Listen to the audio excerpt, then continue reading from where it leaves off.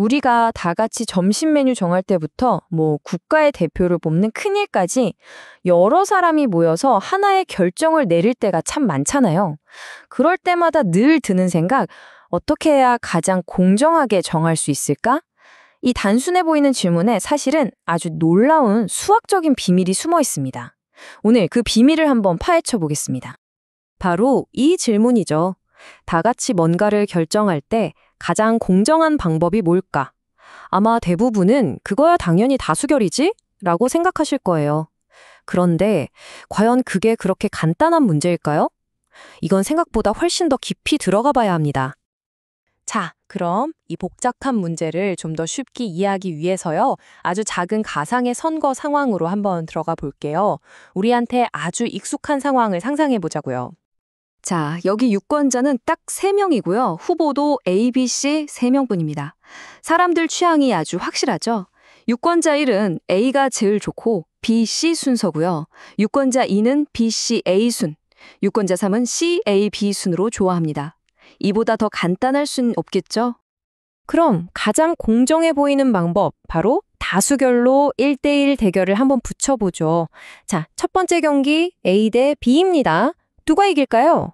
유권자 1과 3이 A를 더 좋아하니까 2대1로 A가 이겼네요. 좋아요. 다음 B 대 C. 이번엔 유권자 1과 2가 B를 더 좋아하네요. 역시 2대1로 B가 승리. 자, 그럼 A가 B를 이겼고 B가 C를 이겼으니까 최종 승자는 A일까요? 마지막 경기 C 대 A를 붙여봤는데 어라? 이번엔 유권자 2와 3이 C를 더 좋아해서 C가 이겨버리네요.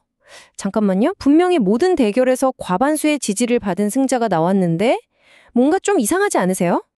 바로 여기서 이 이상한 현상의 정체가 드러납니다. 잘 보세요. 집단의 선택이 A는 B보다 낫고 B는 C보다 낫다 이렇게 나왔잖아요. 그럼 당연히 A가 C보다 나아야 하는 거 아닌가요? 그런데 결과는 C가 A보다 낫다고 나와버렸어요. A는 B를 이기고 B는 C를 이기고 C는 다시 A를 이기는, 마치 가위바위보처럼 승패가 돌고 도는 무한 루프에 빠진 겁니다. 사회 전체의 선호도가 꼬여버려서 단 한 명의 승자를 뽑을 수가 없게 된 거죠. 이걸 바로 콩도르스의 역설이라고 부릅니다.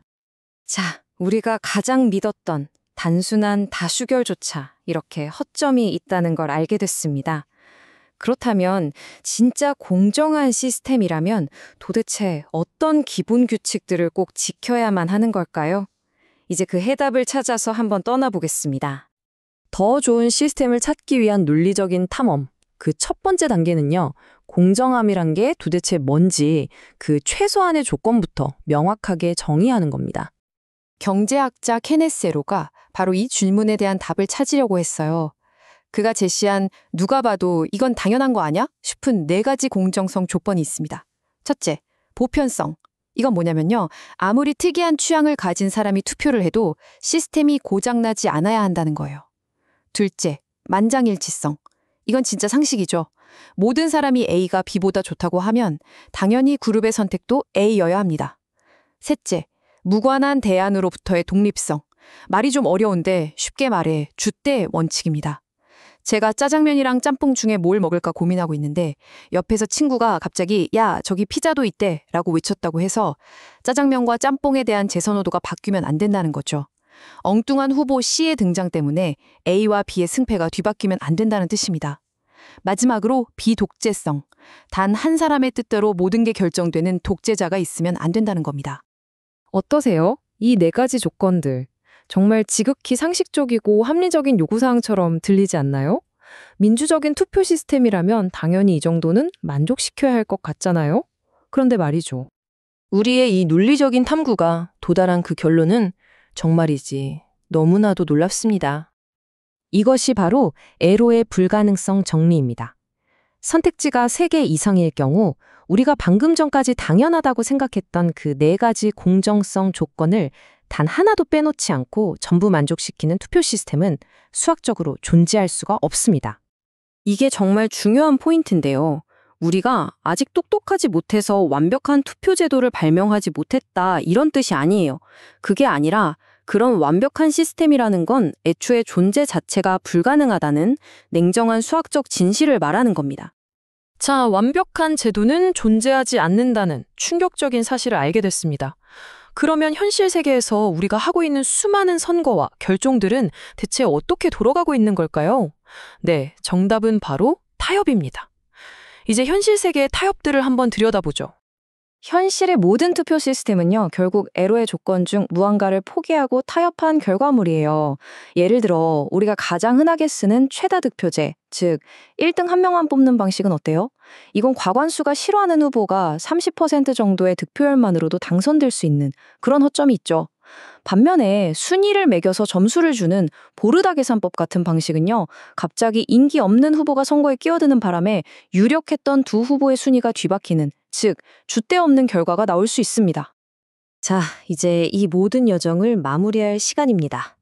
이 복잡하고 추상적인 수학 이론이 결국 지금 우리가 사는 이 현실 세계에 대해 어떤 의미를 던져주는 걸까요?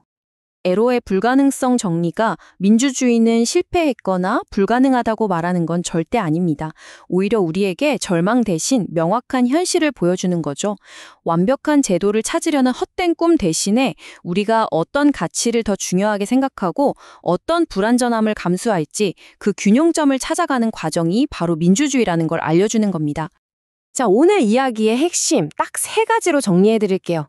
첫째, 세상에 단 하나의 완벽하게 공정한 투표 방법은 없습니다. 둘째, 모든 시스템은 저마다의 약점과 역설이 터져나올 가능성을 안고 있습니다. 그렇기 때문에 셋째, 진짜 중요한 논쟁은 이것입니다. 우리가 어떤 종류의 불완전함을 우리 사회가 받아들일 것인가?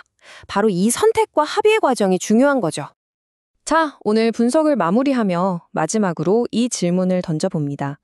모든 시스템이 결국은 타협의 산물이라면 지금 우리 사회는, 그리고 우리는 어떤 가치를 위해 또 어떤 종류의 불공정함을 감수하며 살아갈 의향이 있습니까? 이 질문에 대한 공인이야말로 우리 모두에게 주어진 숙제일 겁니다.